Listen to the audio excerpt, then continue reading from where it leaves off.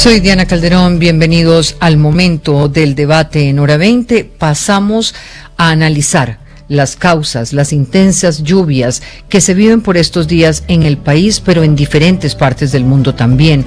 Vamos a mirar el impacto de lo que se llama el vértice polar, del cambio climático en estos fenómenos, y después vamos a hablar en términos de gestión de riesgo, de planificación, de anticipación, de ordenamiento territorial para evitar que más tragedias como las que ya se están presentando se repitan. Saludo a nuestros invitados. Está con nosotros Ricardo Lozano, el exdirector del IDEAM, exministro de Ambiente, consultor geólogo y presidente ejecutivo de la CAEM.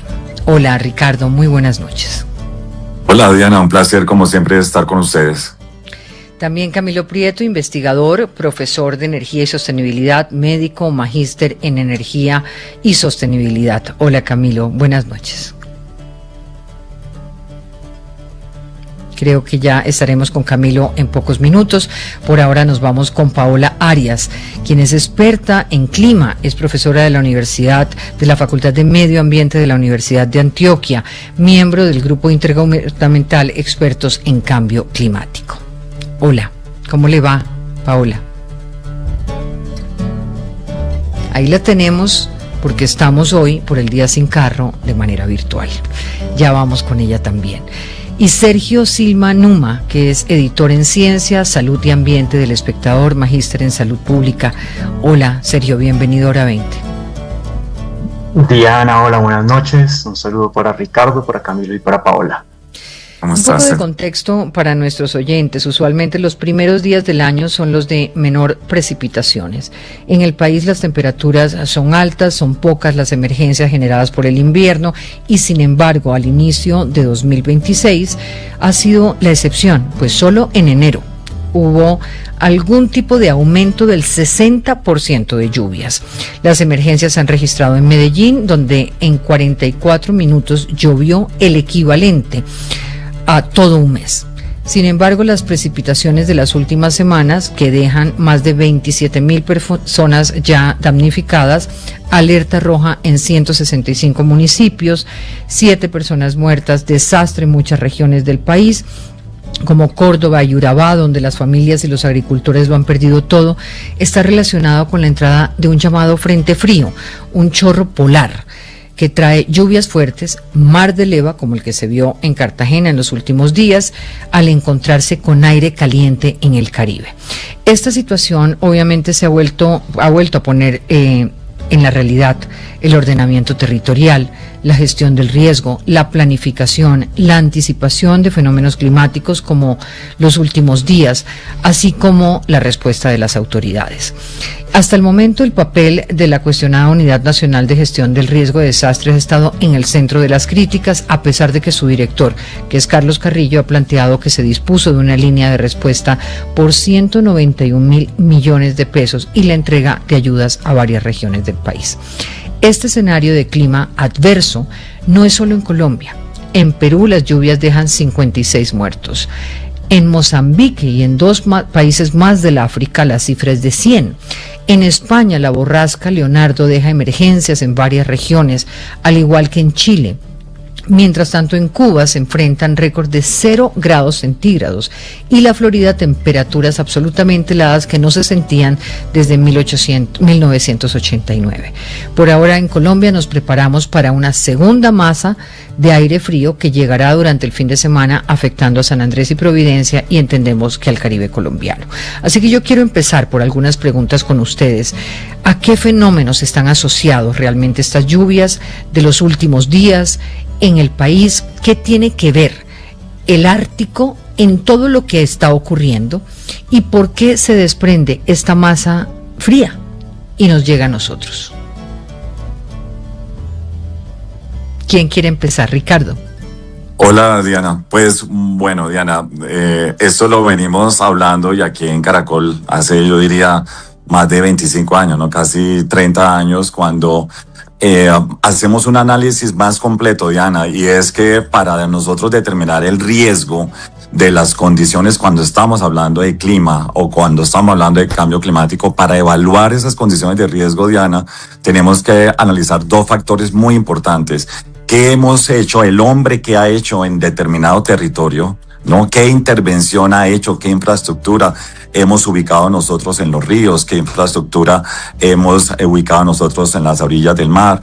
Porque eso lo que sucede precisamente es que cuando nosotros intervenimos, esas condiciones naturales que existen allí, es cuando el factor ahora, el nuevo otro factor importante, que son las condiciones nuevas de clima, que podemos llamar la amenaza, pero la naturaleza no es una amenaza. Lo que pasa es que la modificamos también.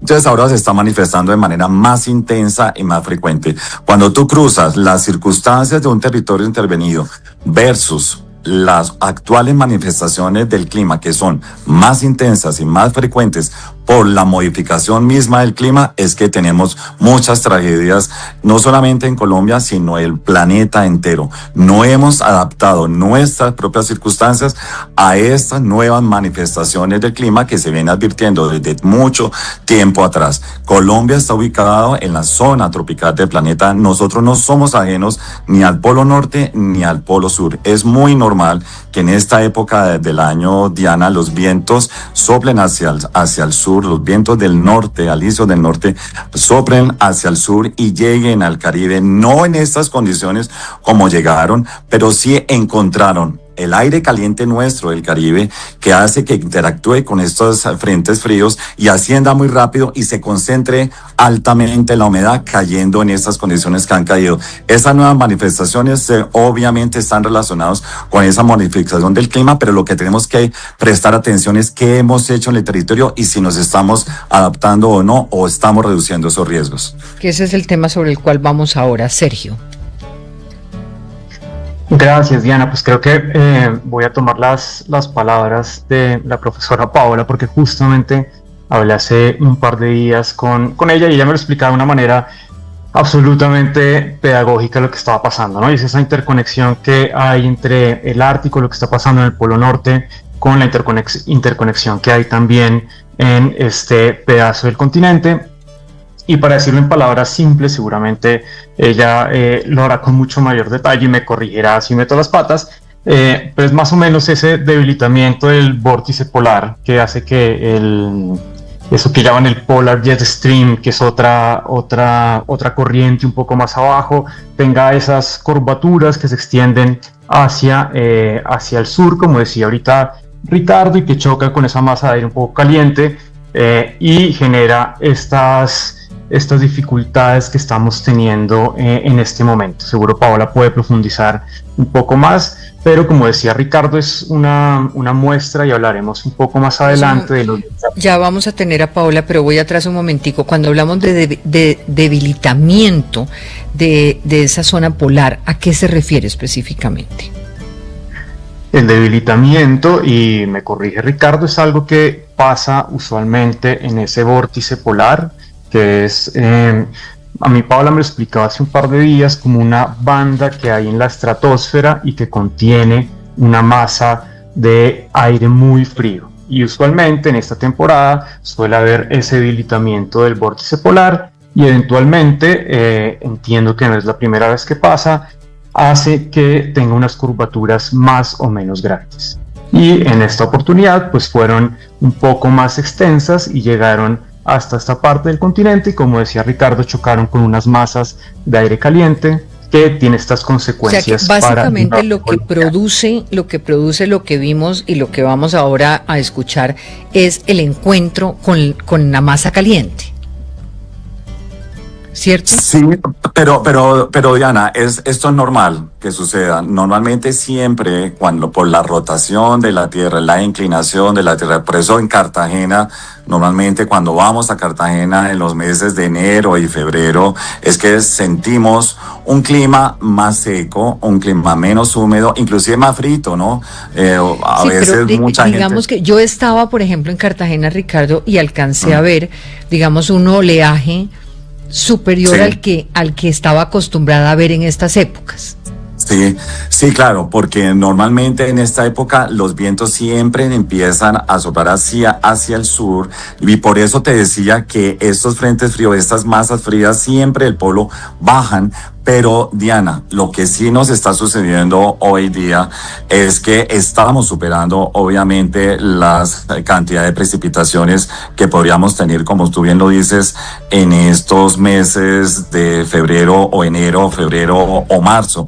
Sí es así como se está manifestando hoy día haber modificado el clima. No es normal que tuviéramos precipitaciones de 100 milímetros 24 horas seguidas versus los 7 milímetros que normalmente caen en Cartagena, porque esa fuerza o debilidad de estas condiciones o de llámese de vientos o del océano mismo, la interacción con el mismo atmósfera, porque siempre hay una interacción atmósfera-océano, siempre existe, y precisamente en esa interacción es que se manifiestan en esas grandes intensidades de precipitaciones.